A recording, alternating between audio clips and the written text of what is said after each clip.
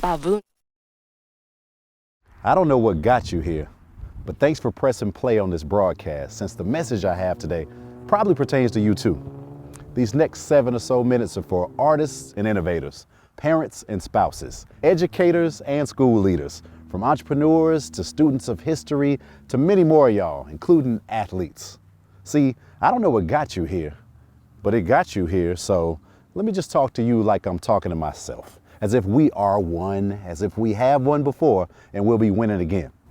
Many of us begin the calendar year thinking optimistically, while we're witnessing and seeing other people winning publicly on big stages, in stadiums and arenas. Every year begins with a run of big wins under big lights. In music, for example, it's the Grammys. In sports, the Super Bowl.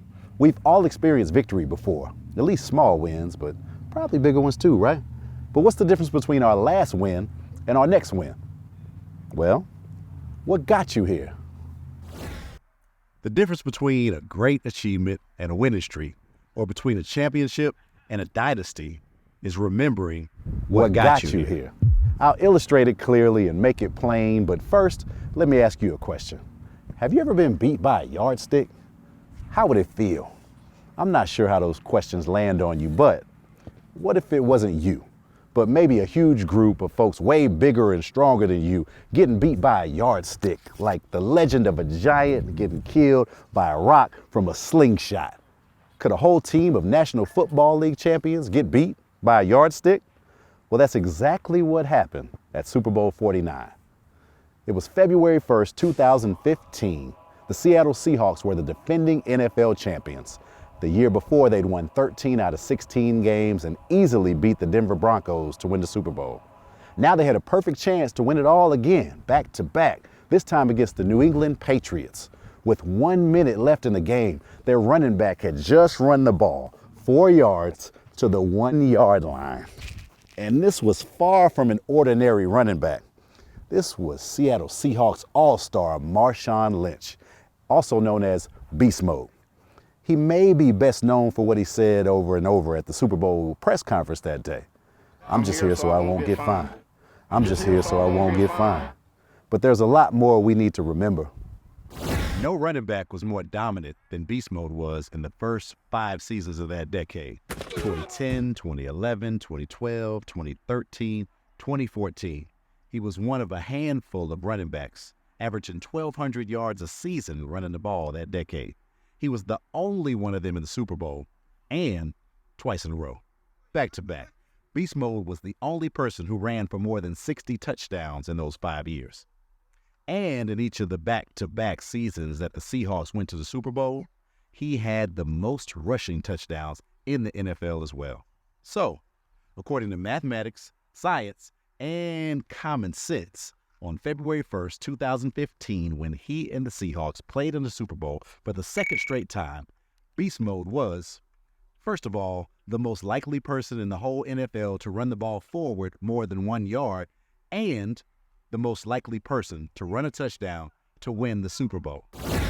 Marshawn Lynch, aka Beast Mode, was averaging more than 4 yards per carry for the decade. He had run the ball 24 times in this Super Bowl and was averaging more than 4 yards per carry in this game. On the last play, he had just run the ball 4 yards to the 1 yard line. There's 1 minute left, and they need just 3 feet to guarantee a second straight Super Bowl trophy. If you were the Seahawks, what would you do? So what did the Seahawks do? The same thing you can do when you forget what got you here. They chose not to give the ball to Beast Mode. They actually passed the ball, and the pass was caught by the other team. Interception, Patriots. Patriots win the Super Bowl by 4 points. The Seahawks forgot what got them here, so they literally and figuratively threw their next championship away. They basically lost by 3 feet. They got beat by a yardstick. So what does this have to do with you? Consider the next personal or even professional victory that you have in mind. For all the injuries you sustain and all the opposition that exists, you have won, and you'll win again. So what's the next win you have in mind? Hold that thought for a moment and consider, what got you here? What did you practice? What did you do repeatedly, habitually? Who influenced you and supported you? What did you overcome to get in position for this next win you have in mind? The very next win. And what does all this have to do with me?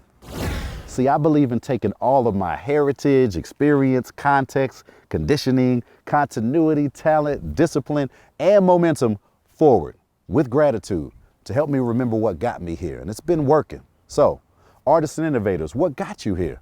What qualified you for your next project? Parents and spouses, what got you here? Ready to love some more? Educators and school leaders, which group of children would you say that their success is only a yardstick away for you?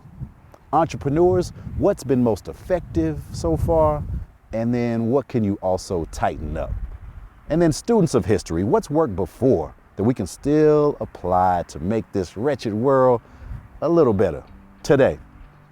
For your next best chance at your next victory, to convert a win into a streak or a title into an era, consider the question and keep it in mind. What got you here?